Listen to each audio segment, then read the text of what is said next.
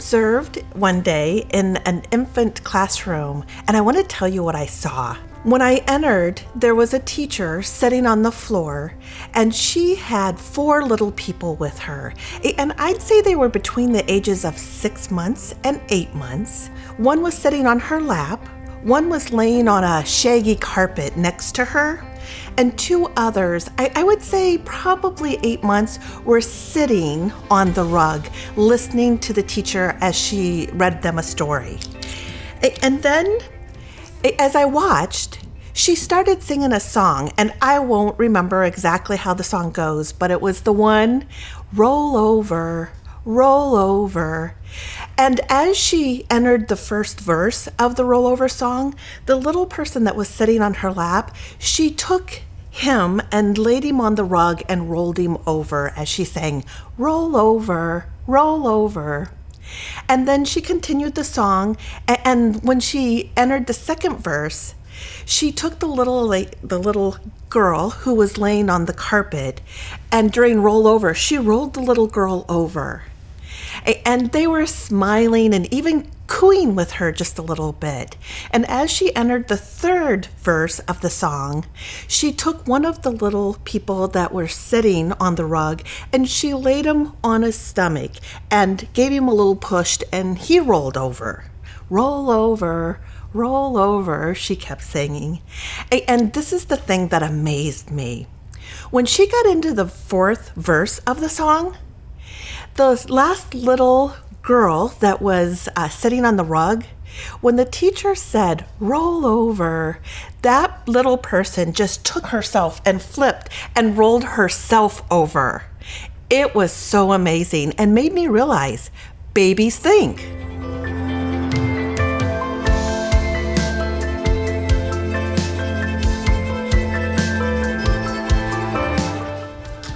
I just think about how cool this tray is with the different colors, and it makes me just want to touch it and to explore it. And when I do touch, I feel how cold it is. And even the shape of it, like I think about my little baby who's 10 months, how he would just like try to palm this whole thing, but it's kind of slippery. So for him to be exploring it, it'd be really hard for him to even pick it up. And that in itself creates kind of a question for him. So then he's going to try, he's so persistent, try again, pick it up. But these colors, they just draw your eye. They say, touch me, feel me, play with me. And that is really the definition of a provocation. What appeals to the eye is the different colors. What appeals to the touch is the feel of it. Both the shape and the fact that it's super cold. And it just makes you wonder.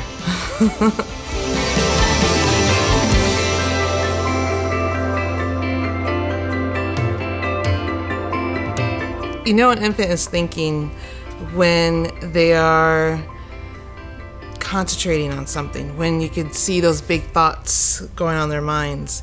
But the only way we really see that is when we take a step back and let them do their work.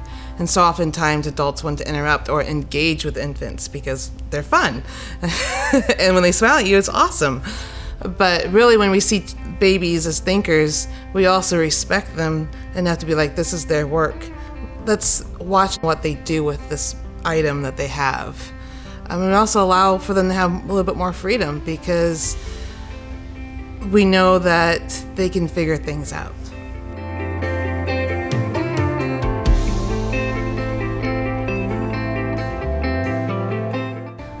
One of the principles of education is to start with the basics and add complexity later. And one of our impulses is to start children on something where we want them to start rather than where they are with something. So, for instance, oftentimes we want to give infants a piece of clay to use with their hands, but infants are experiencing the world with their body.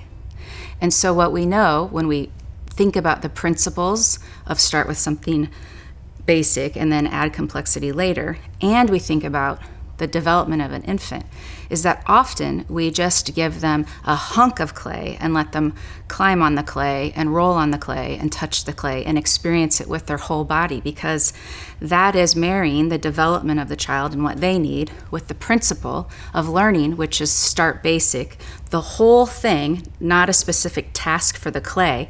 The clay is a thing, so we start in that simple place of this is just a thing and let the child explore it. And then once they understand it, because that's how they learn through their body, then we can add complexity to it by giving them a piece of clay and maybe a tool.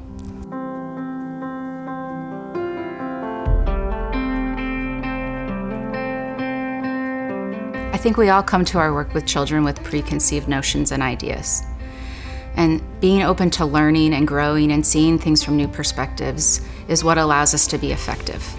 I think I'd been working with children for 10 or 15 years when I came across this study done through the Reggio Emilia School in Italy that presented a photographic documentation of infants thinking, and it blew my mind. It still blows my mind.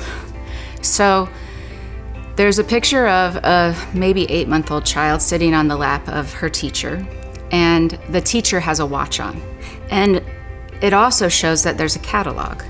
And the documentation describes what happened, which is that the infant is fiddling about with a watch on her teacher's wrist. The catalog is open, and in the catalog are pictures of clocks and watches. The baby has put her ear to her teacher's watch to listen to it. Then she looks at the catalog and puts her ear to the catalog to hear it. And it was a life-changing moment for me to see, whoa, we have shortchanged babies in our education programs by not providing them the provocations they need to tell us who they are.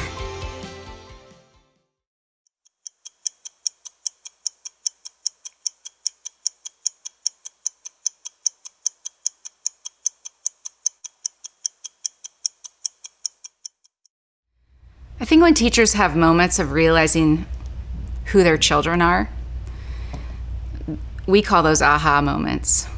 I think the first thing we do is celebrate the magic of learning that, like Dewey said, learning is lifelong. And to feel alive in your own classroom because you witness children learning and your understanding changes, that's the first thing we do, is notice our own learning. And because we're noticing our own learning, we get better at noticing children's learning. And so I don't know what that teacher did after she recognized that this child was connecting this real object with this representational object. But what I do know about teachers in general when we have these aha moments is that we begin to see children as thinkers. And because we recognize them as thinkers and honor them as thinkers, we put more complex work in their classroom environment for them so that they can discover their own greatness. I think the greatest gift we can give children is to see them as thinkers, because what it does for them is it puts them in a relationship with an adult who wants to introduce them to their own potential, to their own wisdom, to their own intellect. I think that thinking about children in this way is liberating and it's empowering for the teacher. I think teaching in this way is lonely because a lot of the teachers that I work with measure whether or not they're doing a good job based on if it looks like what other people are doing. And when we're meeting the individual needs of children and we're following principle, our classrooms will naturally not mimic the classroom of another person. I think that thinking about children is lonely because we're not thinking about them as a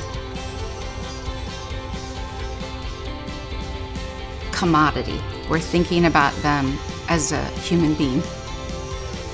And we're thinking about how to let them become the best version of themselves, even if that might not reflect what our society deems as success.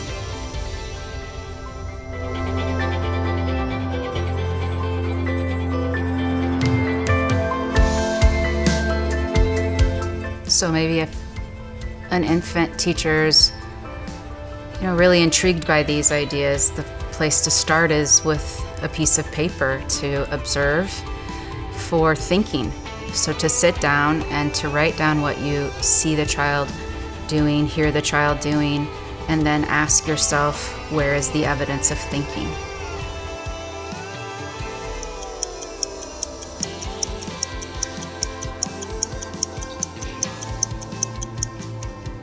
Oh, the power of thinking.